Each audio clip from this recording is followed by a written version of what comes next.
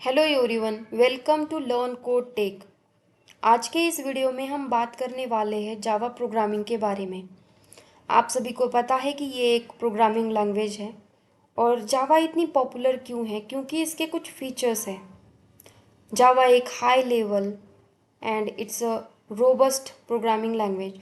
इसको रोबस्ट क्यों कहा जाता है? क्योंकि रोबस्ट का मीनिंग होता है स्ट्रॉन्ग।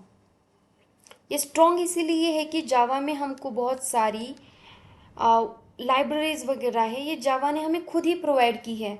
अगर मुझे एक्सेप्शन हैंडलिंग करनी है तो बाकी के प्रोग्रामिंग लैंग्वेज लाइक C++ जो भी है उसमें हमें बहुत सारा कोर करना पड़ता है एक्सेप्शन हैंडलिंग के लिए। लेकिन जावा में हमें इनबिल्ड कुछ क्लासेस, कुछ इंटरफेसेस दिए हैं जिसकी हेल्प से हम प्रोग्राम बहुत ही आसानी से बना सकते हैं। एंड जावा में हमें गार्बेज कलेक्शन दिया है।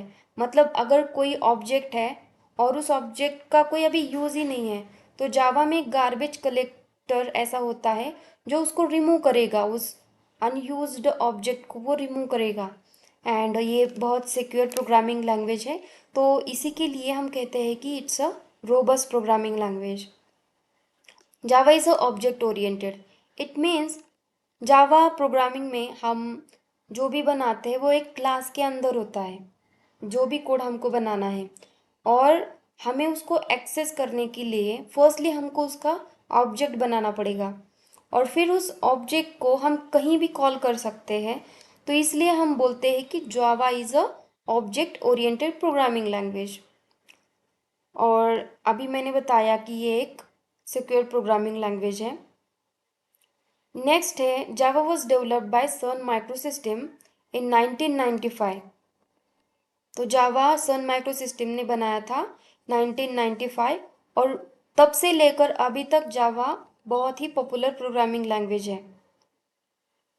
नेक्स्ट है Java is use for developing desktop applications, system software, server applications and software tools. Java के बहुत सारे यूज़ होते हैं। जावा हम डेस्कटॉप एप्लीकेशन बनाने के लिए, जो हमारे लैपटॉप के अंदर एप्लीकेशन होते हैं डेस्कटॉप वाले, तो हम उसके लिए जावा यूज़ करते हैं।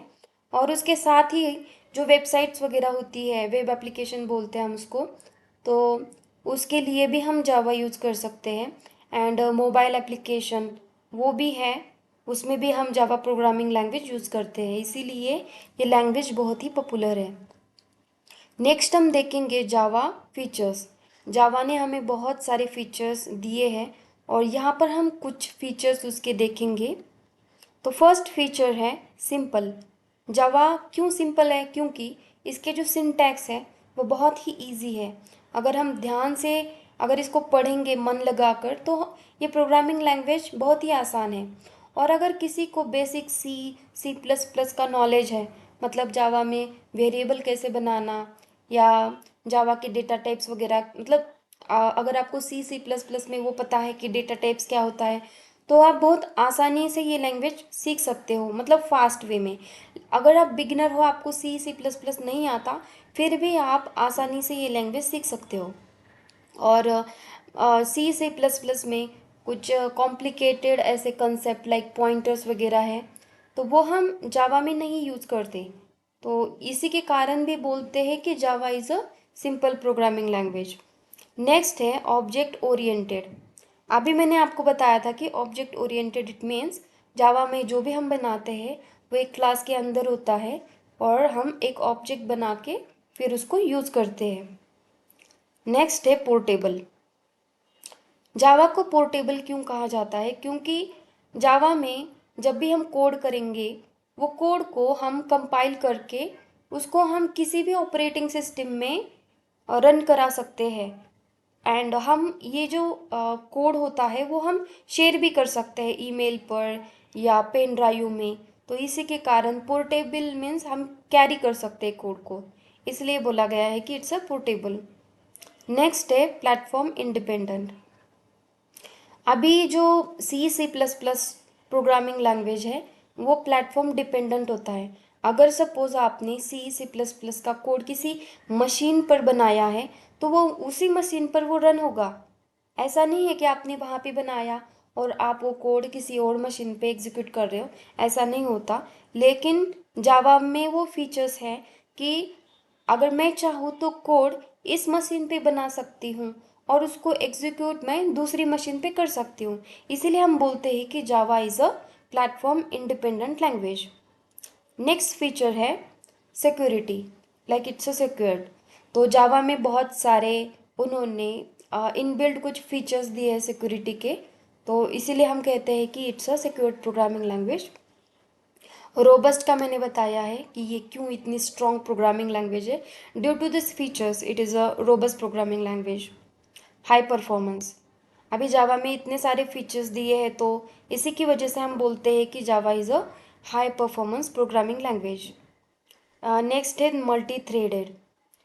तो मल्टी थ्रेडेड मीन्स ये होता है, मतलब एक थ्रेड एक सिंगल प्रोग्राम होता है, इंडिपेंडेंट होता है, और वो उसके लिए एक असाइन हम काम असाइन करते हैं तो वो दूसरे इस पे मतलब डिपेंड नहीं रहेगा।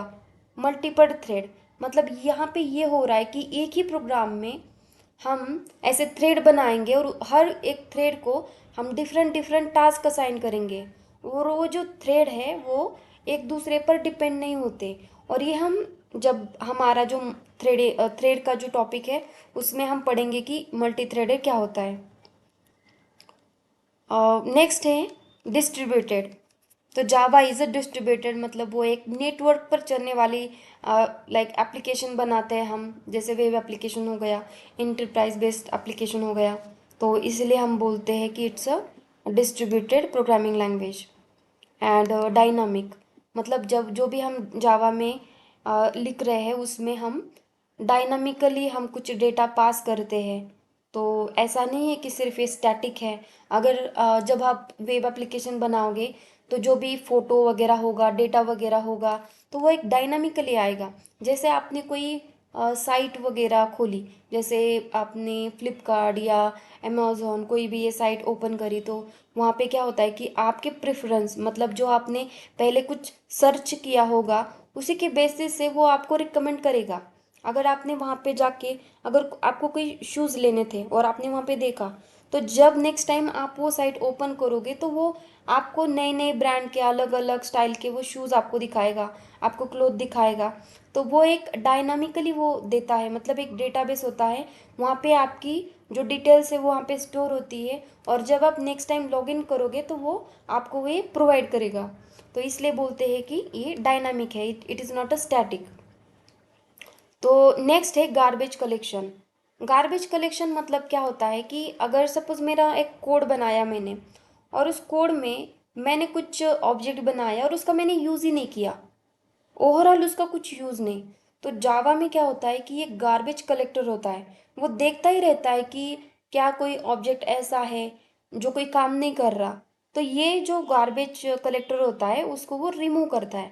इससे क्या होता है कि जो हमारी मेमोरी है, अगर किसी ऑब्जेक्ट को अलोकेट हमने की है और वो कुछ काम ही नहीं कर रहा वो, तो फिर वो गार्बेज कलेक्टर उसको उस मेमोरी जो अलोकेट की है उसको रिमूव करता है।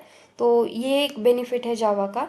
लेकिन अगर आप C++ में देखोगे तो ये ऑटोमेटिक नहीं है, तो ये एक फीचर्स है जो कि बहुत बढ़िया है। नेक्स्ट है लाइब्रेरीज एंड एपीआई।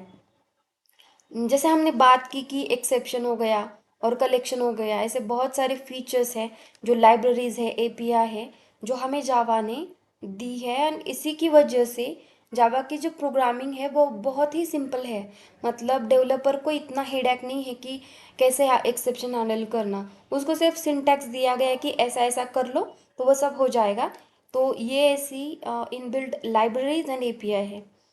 तो इस वीडियो में इतना ही। आई होप आपको वीडियो पसंद आया होगा, और अगर आपको वीडियो पसंद आया होगा तो प्लीज़ हमारे चैनल को लाइक शेयर एंड सब्सक्राइब करो। एंड प्लीज़ बने रहिए हमारे साथ। एंड आपको अगर कोई भी क्वेश्चन है रिलेटेड टू एनी, लाइक अभी इस वीडियो में आपको कोई डाउट है तो प्लीज़ मुझे पूछिए। And thank you so much. Take care, bye.